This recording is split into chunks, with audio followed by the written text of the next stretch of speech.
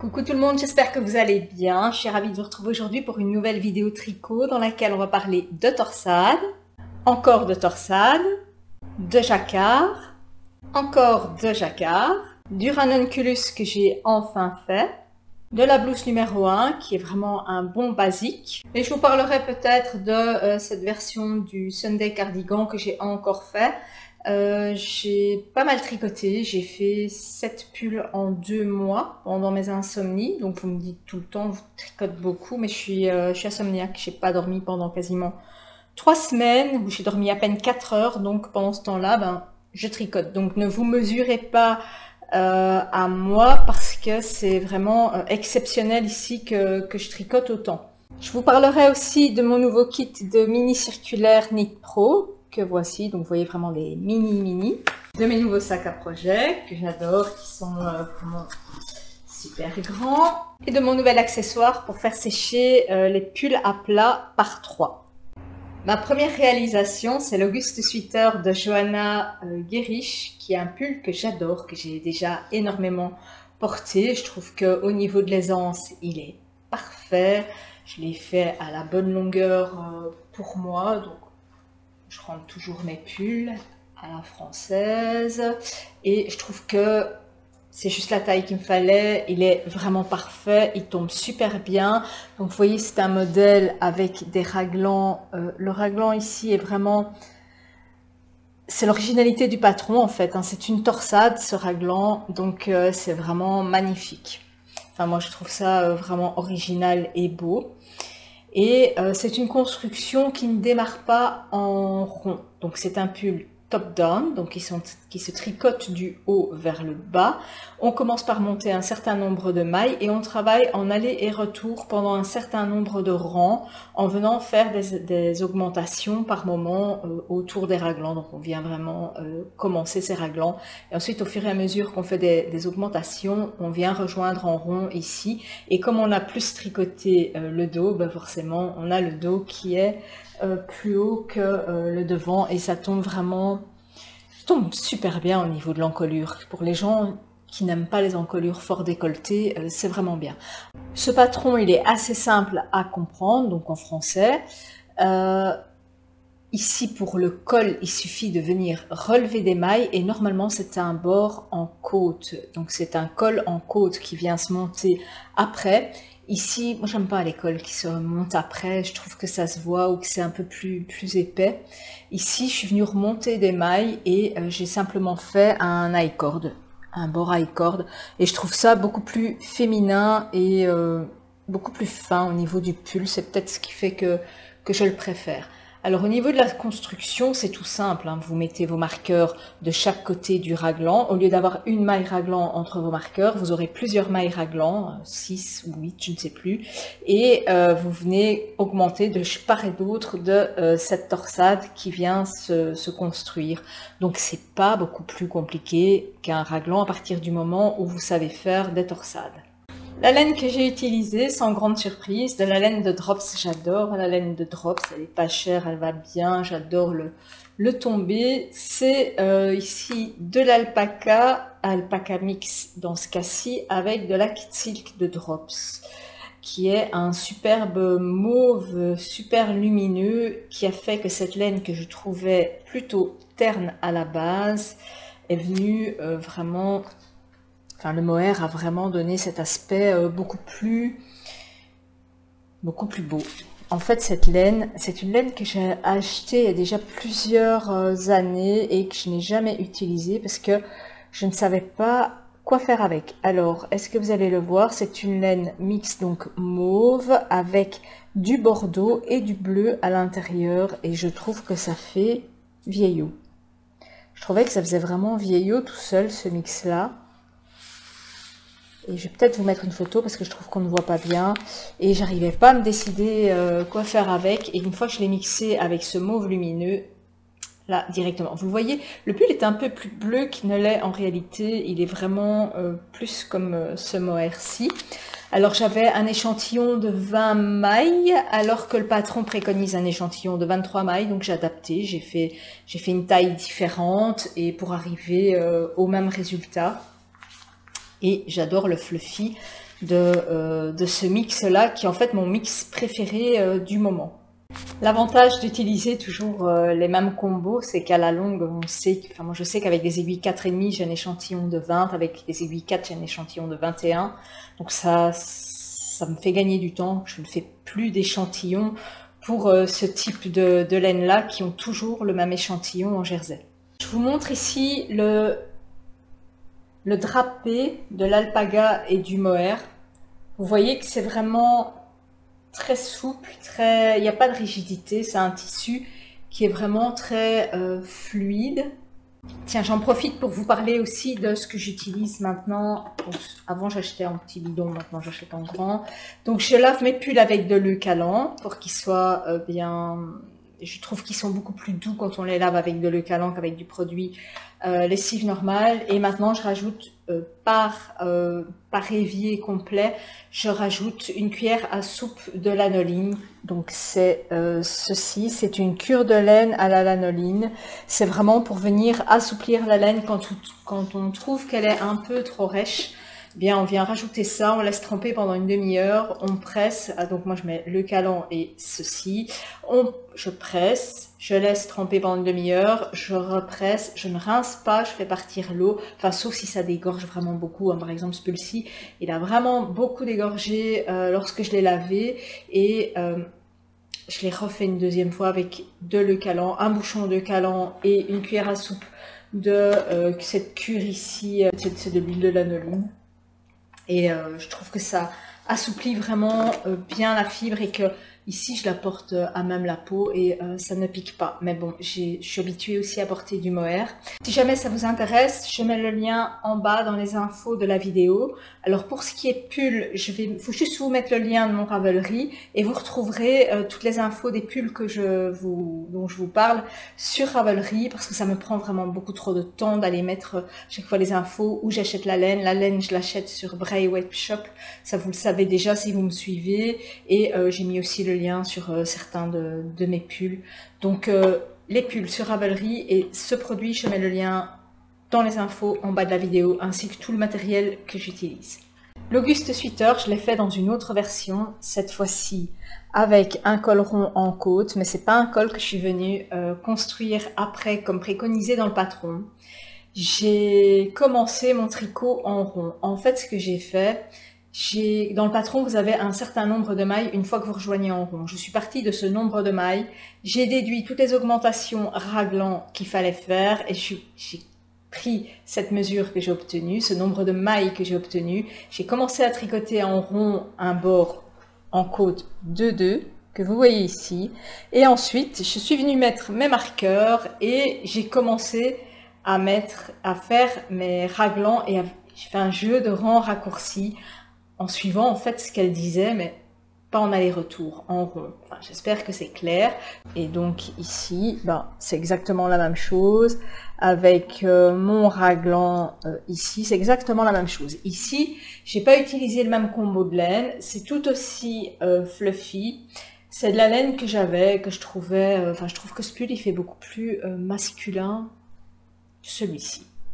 C'est de la Drops Flora avec de la Kid Silk de Drops et c'est un beige, j'en ai plus. C'est un beige un peu terne. Ici j'ai vraiment, est-ce que vous allez bien voir, qui est assez fluffy et qui est un peu gris. Je le trouvais un peu trop gris et j'ai tout utilisé dans ce pull là. Alors comment j'ai fait pour pas tomber à court? Je fais souvent ça. Je vais jusqu'ici à peu près au niveau du col, je laisse mon corps en attente, je fais mes manches à la bonne longueur et ensuite je viens faire mon corps avec avec la laine qu'il me reste. Et vous voyez, je pensais qu'il me restait pas beaucoup, mais il m'en est resté assez. Je suis allée jusqu'au bout de mes pelotes comme ça, je n'en ai plus et c'est pas une couleur que j'aime bien. Les références de la couleur sont sur mon Ravelry aussi. Ici je voulais juste vous montrer au niveau de la construction du pull, c'était aussi très agréable à faire et comme quoi les patrons, enfin moi je les suis pas nécessairement, ça me sert vraiment de guide et après je mets ça à ma sauce. Alors ce mohair, il est légèrement fluffy. Donc c'est pas... Allez, la réalisation, je me suis bien amusée, mais je trouve que c'est pas une couleur qui me sied bien. Je trouve que c'est un peu trop terne. Allez, je vous parle une petite minute de ce pull parce que je l'ai quand même fait. C'est le Sunday Cardigan de Petite Knit. C'est ma 4e version. Elles sont pas toutes sur Ravelry. Il y a des pulls comme ça que je fais régulièrement parce que ce sont des pulls qui sont très faciles à faire. Et comme la Cumulus Blues, je suis à ma 3e version. Ça ici, c'est ma 4e version. Et je change juste le combo. Ça va très vite avec des aiguilles numéro 6. Si c'est de la R que j'ai mixé avec de l'Alpaca Silk de Drops, donc de la R de Drops et de l'Alpaca Silk. J'ai utilisé 6 pelotes de R et 7 pelotes d'Alpaca Silk. C'est un combo qui est super chaud et il me fallait un pull qui soit vraiment chaud parce que il a neigé. Ça faisait bien 10 ans qu'il avait plus neigé en Belgique et il a fait vraiment froid. Donc j'étais super contente de l'avoir et c'est un pull avec un yoke, un jeu de côte. Enfin, c'est tout simple, hein, c'est un col retourné. Je vous en ai déjà parlé dans plusieurs vidéos. Donc ça, vous retournez dans une de mes anciennes vidéos, vous allez voir exactement tout le descriptif.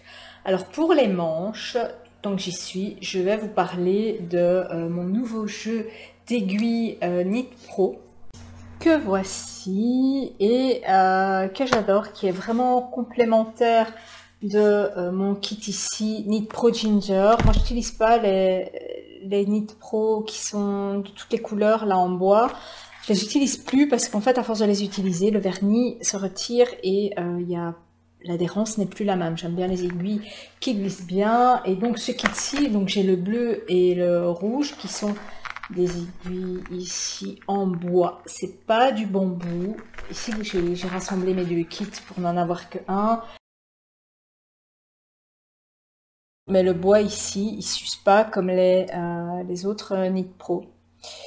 Et donc ce sont les Ginger en bois et ils ont sorti ici le kit Ginger qui est exactement de la même matière avec des mini, donc 10 cm et ici les toutes petites avec des câbles de 20 cm, c'est 23 cm, 25, c'est vraiment génial pour faire les manches, parce que ça ici, ben, si vous tricotez avec ce genre d'aiguille, vous savez que pour les poignets, c'est un peu trop grand, alors que ici, c'est vraiment génial. Si on les compare au Xiaogu, donc Xiaogu, il y a deux tailles hein, dedans.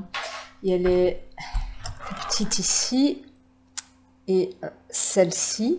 Eh bien, dans les Ginger 10 cm, je trouve qu'elles ressemblent à celle de Xiaogu en 8 mm. Donc si je les retourne ici, je mets la pointe, voilà. Elles sont quasiment pareilles. Comment je peux faire pour que vous voyez bien? Elles sont quasiment pareilles et au niveau des mini, vraiment les toutes petites, voilà, sont les mêmes. Donc ils ont enfin réaliser des petites. Je sais qu'elles existent aussi hein, dans ce bois qui est, je sais plus si Symphonie le nom. Elles existent aussi. Simplement, les câbles Ginger sont beaucoup plus souples que les câbles Knit Pro normaux de toutes les couleurs.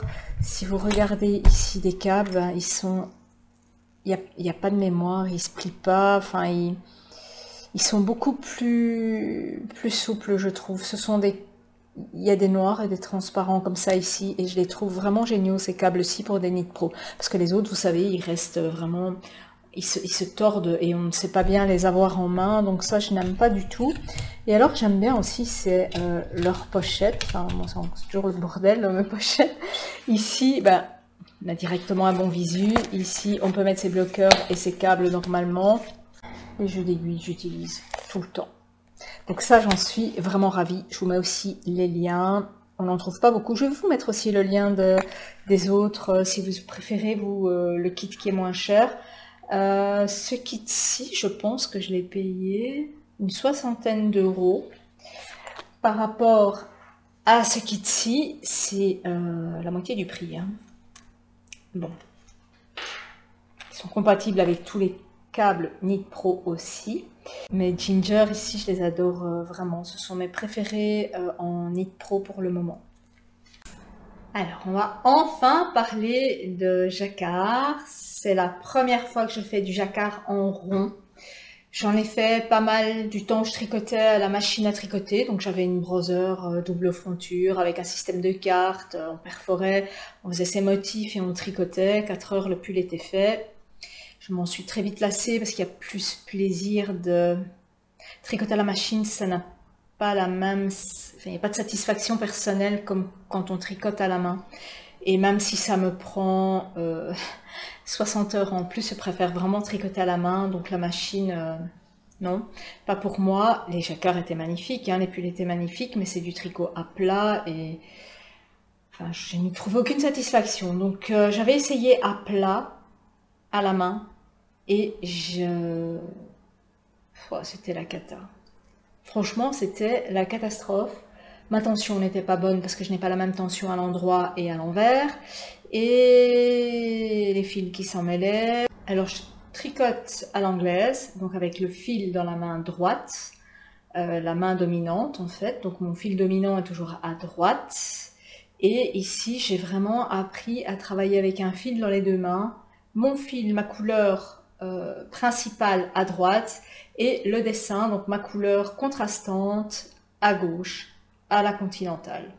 Donc avec un fil dans deux mains, c'est vraiment ce qui me convient. Il y a des vidéos qui montrent vraiment comment bien faire.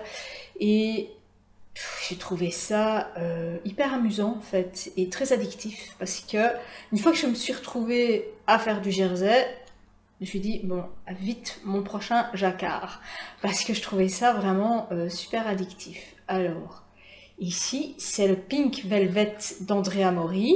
Bon, le mien n'est pas très pink hein, puisqu'il est bleu. Et je me suis dit que c'était une bonne façon de liquider toutes mes fins de série de laine, de pull. Donc il me reste une pelote et demie, 2 jusqu'à 3 pelotes parfois. Donc soit je fais des stripes, des pulls rayés. Ici, soit tu fais ce genre de motifs. Donc ici j'ai récupéré de la Drops Nord que j'avais, je vais vous montrer après, et j'ai fait ça avec de la Drops Nord noire aussi et du kit silk. Donc ici en fait ce pull il est en mohair et en or, donc kit silk de Drops et nord de Drops. Alors voici le combo, hein, noir, noir, ce noir-ci, si on a un côté, ils ont fait une série un peu plus noire là. Et la Drops Nord, c'est de la sport, elle est un peu plus épaisse que l'alpaca, mais c'est très... allez, c'est à peine perceptible, quoi. Et ici, il y a... donc c'est aussi un échantillon de 24 mailles, et il y a 170 mètres, alors que dans l'alpaca, il y a 167 mètres, et ici, entre 200 et 210 mètres. Donc j'ai fait ce combo-là, aussi avec des aiguilles 4,5. Ici, je pourrais aller jusqu'à du 5 pour que ce soit moins...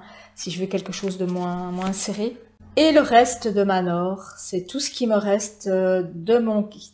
Alors ça, c'est du kit silk de Mayflower qui me restait, qui est un peu plus épais, je trouve, que le kit silk de Drops. Et la Nord, qui est la Nord Deep Sea, qui est un bleu... C'est une mix, hein, qui est un mix entre du turquoise et du bleu foncé, avec ici ce turquoise de Kit Silk de Mayflower, qui est un peu plus doux, je trouve, que le Kit Silk de Drops. Donc, vous voyez, j'ai bien été au bout. J'ai utilisé une pelote de chaque. En fait, il me restait une pelote. Et je trouve que ça donne super bien ces fleurs. En fait, ce sont des fleurs, hein. Et c'était très agréable. Alors j'ai fait une erreur quelque part que je n'ai jamais retrouvée. Dans les bâtonnets, j'ai interverti 2. Je l'ai vu au moment où je l'ai fait et je ne l'ai jamais retrouvé. Je me suis dit c'est pas grave, je broderai au-dessus. Si c'est pas bon, je ne l'ai pas retrouvé. Alors au niveau du col, je n'ai pas fait le col préconisé. J'ai fait un montage provisoire sur un Scooby-Doo en me disant est-ce que je fais des côtes, est-ce que je fais un I-cord, est-ce que je fais une dentelle, est-ce que je fais un col bleu.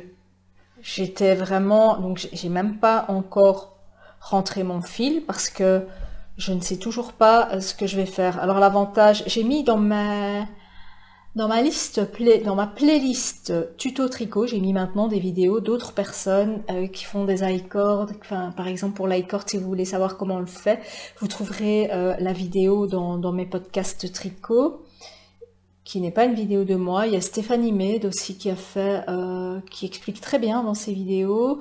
Et il y a Claude Tricot forcément.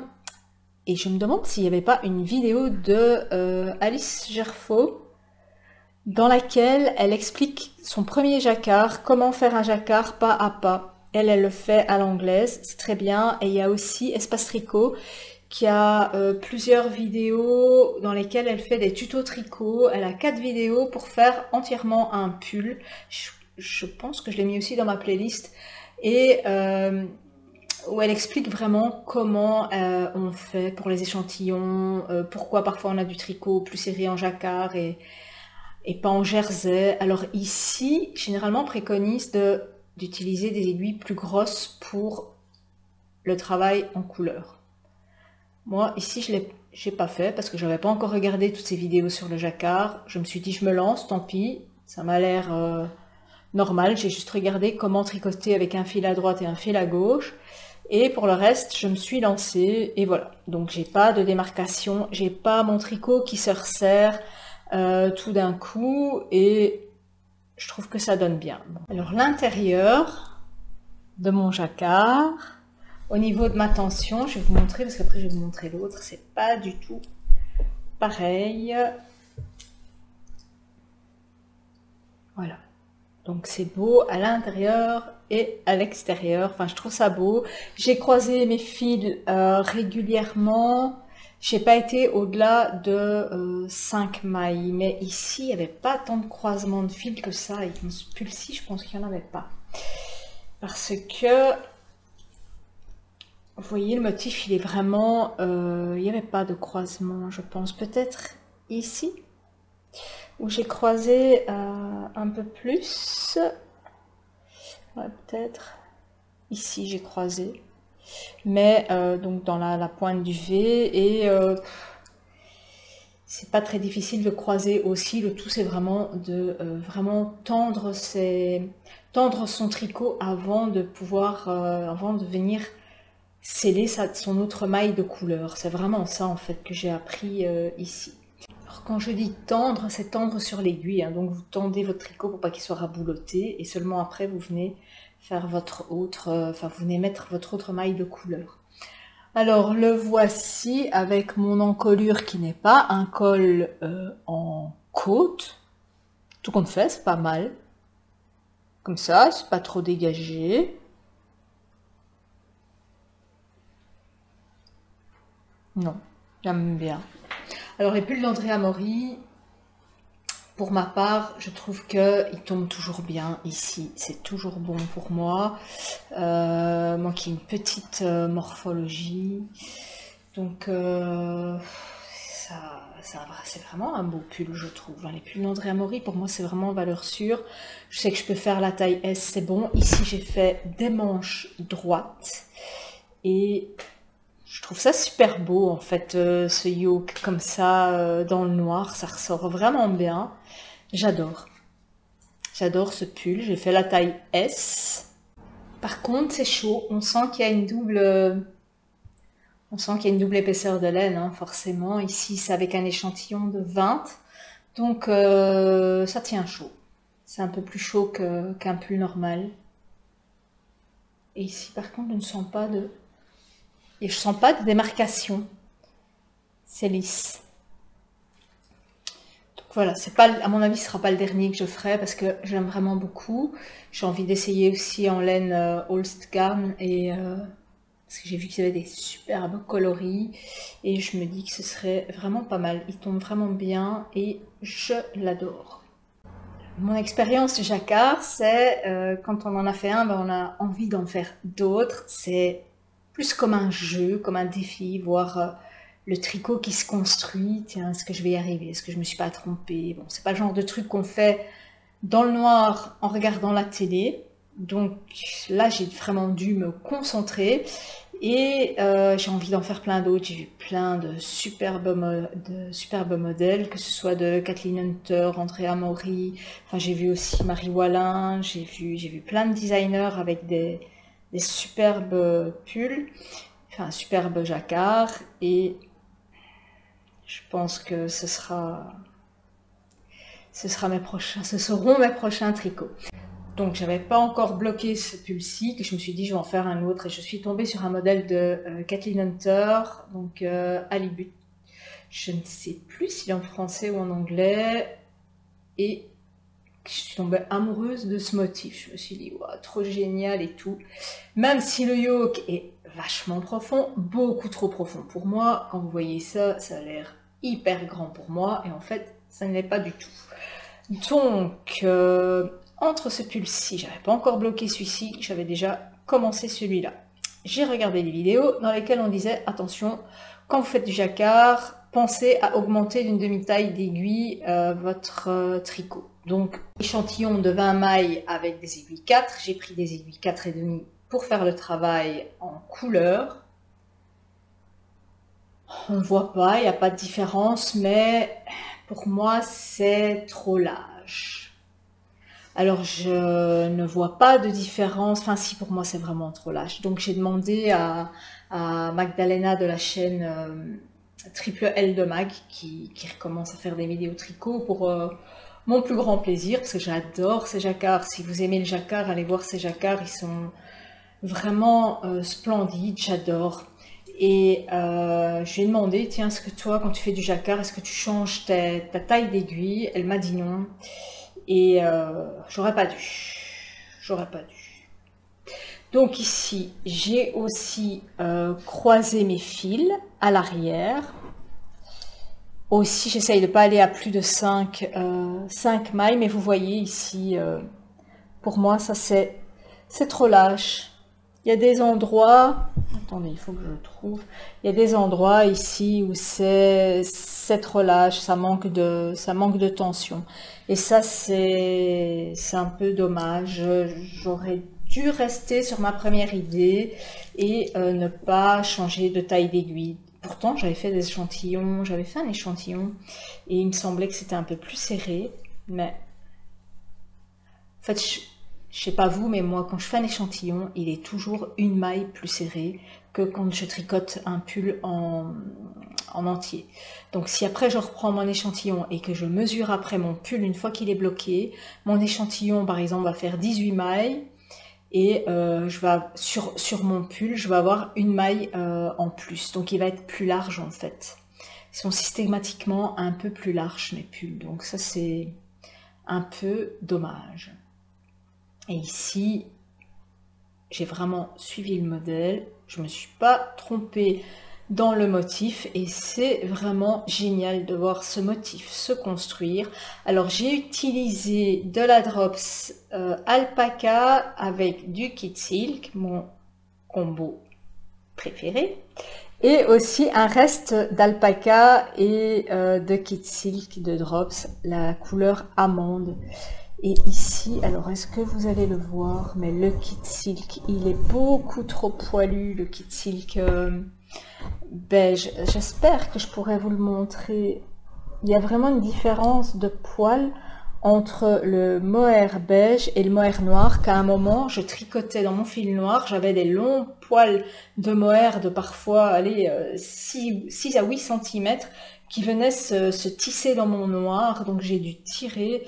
Et ça c'était un peu dommage. Est-ce que vous voyez la longueur des poils? Oh, j'espère que...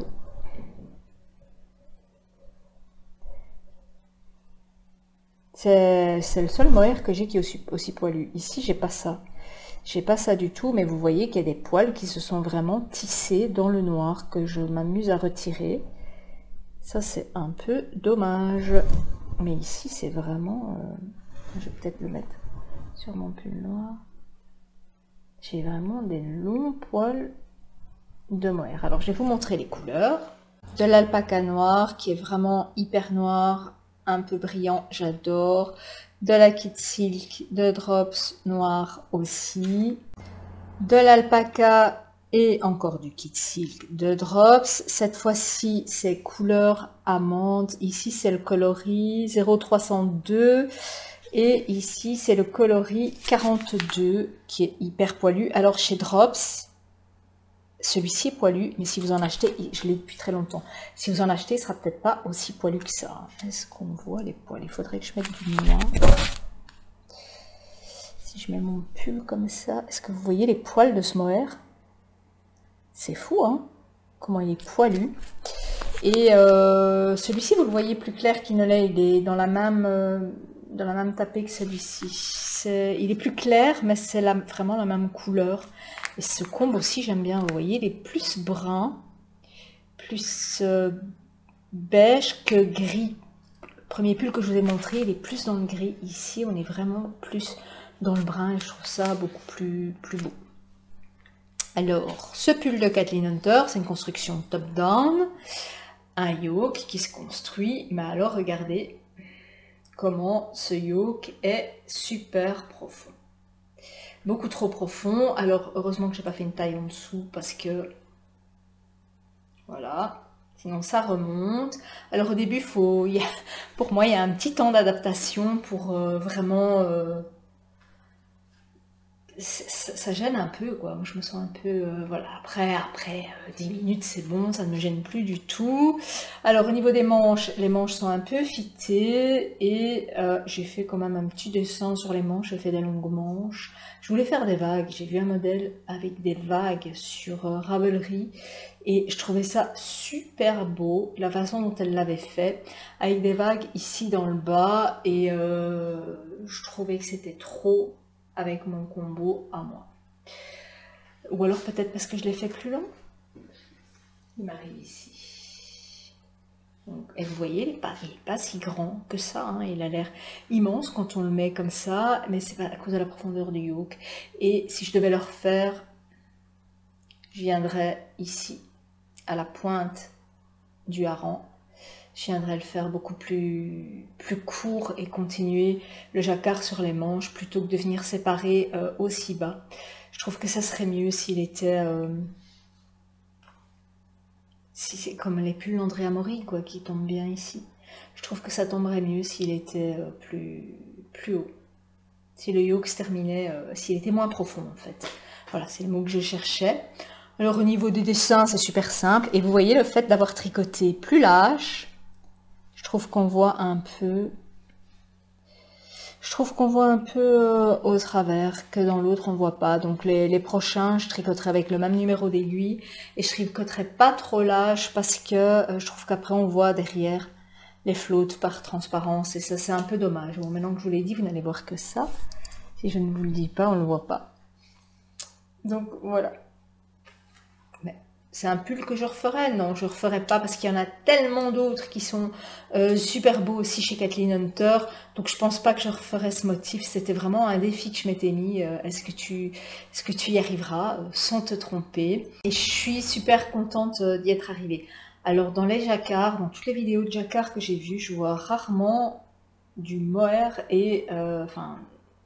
un mix de mohair et d'autres laines. Je vois tout le temps des laines beaucoup plus lisses, comme du mérino déjà, pas de l'alpaga.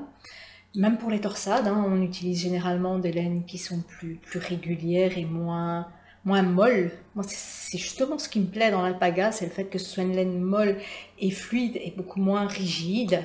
Et ici, j'ai commandé de la Lima de Drops pour ne pas devoir mettre du Kid Silk pour avoir un échantillon de 20 mailles pour venir faire ce genre de pull et pour voir si ça sera peut-être mieux dessiné dans mes prochains jacquards. Alors j'ai vu plein de nouveaux motifs de jacquard, des patrons que j'ai envie d'acheter sur Ravelry et je me suis dit avant d'investir dans un nouveau patron, utilise un patron que tu as déjà dans ta bibliothèque. Donc je suis allée rechercher mon Ranunculus que j'ai depuis 2 ans. Il n'était même pas encore traduit en français. Que je me suis dit, allez, il faut que tu le fasses, même si on l'a vu partout, dans toutes les couleurs, dans toutes les matières, allez, fais-le, quoi. Et voir aussi pourquoi il est autant populaire. Donc, je l'ai fait en alpaca de Drops et Kid Silk de Drops. Ici, couleur framboise. Et ici, c'est un rose numéro 32. Et donc, cette couleur ici, c'est le 3900. Donc, les deux ensemble. Ici, j'ai pas utilisé des aiguilles de 4. J'ai un peu déjauché. J'ai été jusqu'à du 5,5. J'ai tricoté en 5,5. Et là, j'ai un échantillon de 17 mailles. Toujours aussi fluide. Par contre, vous ne voyez pas bien le motif, vous le verrez peut-être quand je l'aurai mis. J'ai fait l'encolure serrée. J'ai suivi le patron à la lettre.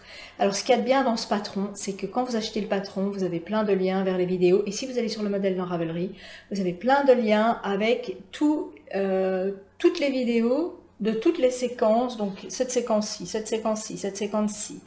Toutes les séquences sont expliquées en vidéo et vous le faites pas à pas en fait ce pull. Et alors ici, c'est un yoke et puis ensuite, vous avez un petit raglan, vraiment ici. Un petit raglan pour venir terminer ce yoke et vous venez rassembler et vous continuez en rond. Donc construction top-down. Alors il y a aussi des rangs raccourcis à l'avant et des rangs raccourcis à l'arrière pour celui-ci. Je n'ai pas trop compris pourquoi on vient remonter ici. Mais bon, je vais l'essayer. Vous allez voir ce que ça donne. Alors ici, j'ai fait des côtes torse pour ici aussi, hein, pour les côtes du bas aussi. Il y a un peu... Allez, il fallait le faire un peu plus grand. On voit peut-être un peu plus ici comment il donne. Il est vraiment grand. J'ai fait une bordure high cord sur les manches. Et ici, vous voyez un peu mieux le motif. Je trouve qu'on voit pas beaucoup. Mais bon, c'est un modèle super connu. Le fait que ce soit déjauché, ça va très vite. Je l'ai fait en 6 jours, je pense. 6 ou 7 jours. 6 ou 7 soirées. Donc il faut compter entre 20 et 25 heures pour le faire. Donc ça va super vite, ça avance bien. Hein. Quand c'est tricoté avec du 5,5, ça avance tout seul. Et c'est pas aussi chaud que les autres pulls parce que forcément quand c'est déjauché, ben, il n'y a pas cette densité qui fait que ça tient chaud. Et je sais pas si j'en referai d'autres. On verra. Je vais pas me prononcer maintenant. J'ai vraiment... aimé tricoter toute cette partie-ci et après bah, c'est du jersey quoi, basique quoi. Donc ça, je me suis donné bonne conscience en refaisant un patron que j'avais et pour pouvoir en acheter d'autres sur Ravelry. Tiens, je vous parle pas des techniques que j'utilise. Donc j'utilise tout le temps pour le montage le German Twisted Cast On et pour le bind off, donc pour le rabat, c'est le rabattage, c'est le rabat à l'aiguille. Donc j'ai oublié le nom. Je suis tellement habituée à le faire. Donc ça c'est le rabat à l'aiguille normale. Pour les rangs raccourcis, j'utilise toujours les rangs raccourcis à l'allemande. Et souvent, j'ai mis aussi, je pense, dans ma liste, dans ma playlist, le montage provisoire sur câble. Ça, j'utilise de plus en plus parce que comme je ne sais pas quel col je vais faire, je l'ai fait après et j'aimerais bien trouver d'autres modèles de col autres que des côtes parce que les côtes, je suis en train de m'en lasser. Et ça nous amène à mon dernier pull qui est pour le coup un basique, un flop pour moi, mais que j'adore et que je vais faire, je vais le refaire parce que je vais pas m'arrêter à mon échec. Je suis désolée, hein, mais j'ai du mohair partout, plein les yeux. Il y en a partout par terre aussi. Donc c'est un basique, c'est de my favorite Things Knitwear et c'est la blouse numéro 1. Si vous allez sur Ravelry, si vous allez sur mon Ravelry, vous allez cliquer sur le lien, vous allez voir tous les projets que les personnes ont fait. Il est juste magnifique. Sauf que moi, je me suis plantée de taille. Donc ici, j'avais fait mon échantillon 19 mailles. Sauf que en réalité, c'est 18 mailles, donc il est plus grand que ce que je voulais. Donc en fait, j'ai fait la taille 2 ou 3, j'ai fait la taille M et c'est un L. Donc c'est vraiment beaucoup trop grand pour moi. Ma soeur va l'essayer, donc s'il lui va, je ne le défais pas. S'il lui va, si elle ne l'aime pas, je vais le défaire et je vais le refaire. Et je me le ferai dans la même couleur. Donc je vous parle du modèle après. C'est de, commencez à le savoir, hein, de l'alpaga. C'est une nouvelle couleur, celle-ci. C'est du vert forêt, je pense. C'est le 78-15, 78-15 pour les Français. Donc, qui est aussi un mix avec du brun et du vert et un peu de bleu dedans, qui se fait manger par le Kit Silk ici vert. Donc ici c'est le coloris 19 et c'est un superbe vert, je trouve. Il est vraiment magnifique et les deux ensemble ça fait un vert forêt qui tire sur le kaki, qui est super beau avec un super drapé. Alors ce modèle il est tout simple et c'est une construction qui n'est ni raglan ni yoke, c'est une construction un peu spéciale et c'est vraiment ce qui me plaisait. Donc à la base c'est un col bateau comme vous voyez sur le modèle. Donc c'est un col bateau et on a juste une ligne ici, comme si c'était un raglan. Est-ce que vous la voyez cette ligne? Bon, je l'ai quand même mis, hein, même s'il est beaucoup trop grand. Donc vous avez la ligne ici, je vous mets aussi une photo pour que vous puissiez bien voir. On a une ligne ici et ensuite on vient construire la manche ici et on a vraiment cette sensation que le pull est construit, enfin c'est un top down mais qu'il est construit pas en circulaire mais à plat, de haut en bas et de façon droite. Vous voyez que ici, on ne part pas comme ça, on n'a pas de raglan, c'est vraiment une construction spécifique où normalement la manche, elle doit arriver ici. Et moi, il est facilement 10 cm trop large. Donc ça, c'est un peu dommage parce que c'est un modèle que je voulais vraiment avec un col bateau. Ici, il doit arriver ici. Mon col, il est vraiment beaucoup trop grand. Alors ici, c'est beaucoup trop grand aussi. Hein. Normalement, il doit se construire avec une aisance négative. Et je ne sais pas ce que j'ai fait. J'ai mal calculé. Il est vraiment beaucoup trop grand. Donc au niveau des manches, ce sont des manches qui sont un peu fitées ici, donc on vient faire des diminutions, après on augmente, et on a un semblant de manches trompettes qui ne sont pas exactement des manches trompettes. Hein. Ces manches trompettes, c'est encore plus, mais voilà. Donc alors il n'y a pas de bord, c'est que du jersey partout. Et le plus dur dans ce pull, c'est pas de le tricoter, c'est de le bloquer. De le bloquer pour que ça reste bien à plat. Donc je vous montre ici mon blocage avec mes peignes de blocage. J'aime beaucoup la couleur, simplement. Non, je vais me le refaire parce que c'est un modèle que j'adore et que ici c'est trop grand aussi. Tout est trop grand quoi. Enfin bon, vous direz, moi je fais taille S, si je prends donc taille L, je pense que ça fait entre 8 et 10 cm trop grand pour moi. Donc je vais le refaire.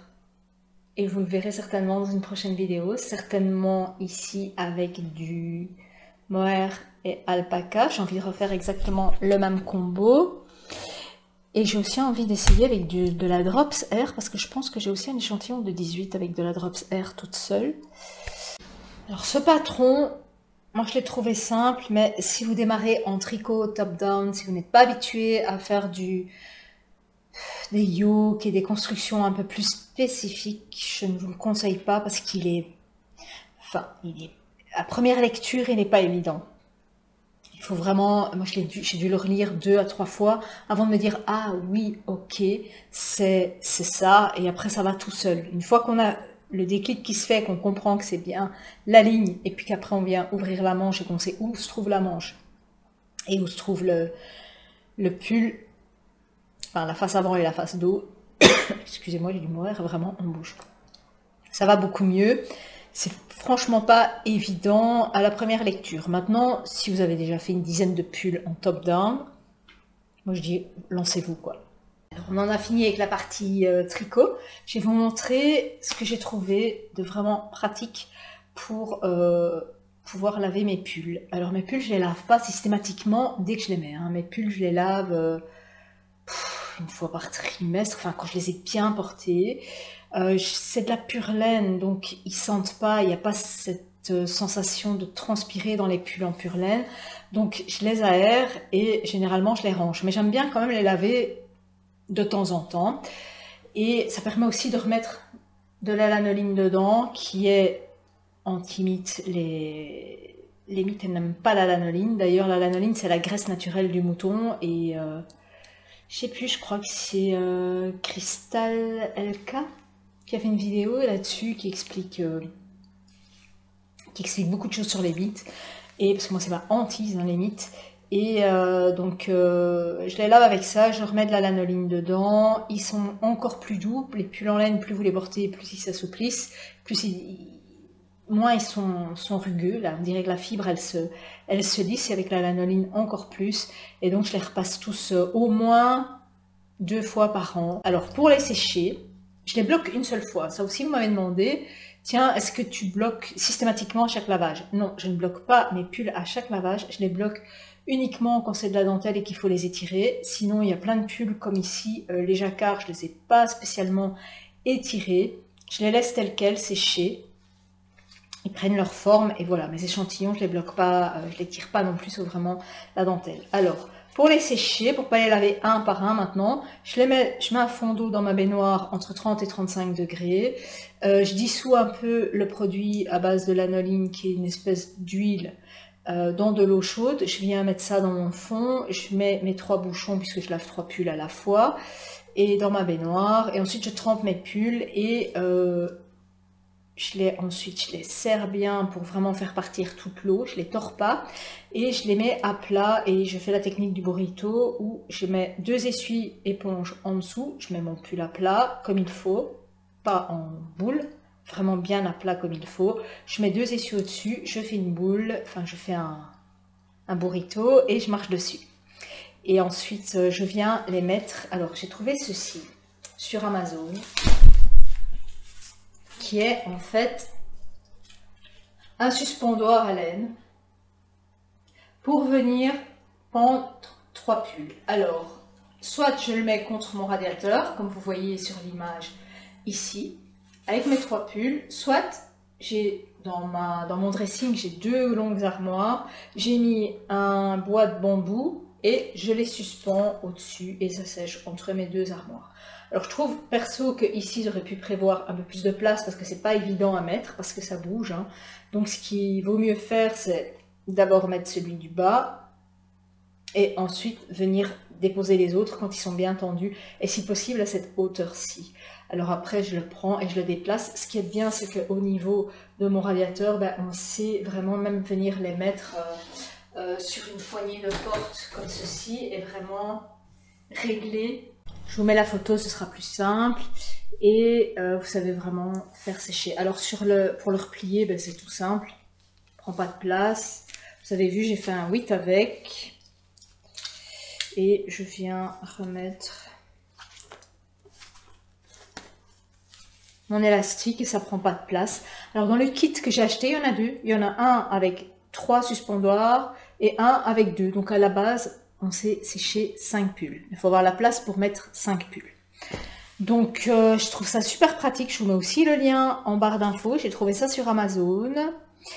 Ce que j'ai trouvé aussi de super chouette pour moi qui maintenant tricote un peu partout et j'aime bien avoir mes futurs projets dans des sacs déjà avec la laine que je vais utiliser. Donc j'ai un projet en tête, je le mets direct dans le sac et quand j'ai envie de faire ce projet, forcément comme un sac à projet, hein, je le prends, sauf que je me limite à 3, même si je suis monoprojet. Donc j'ai toujours 2 projets suivants à faire.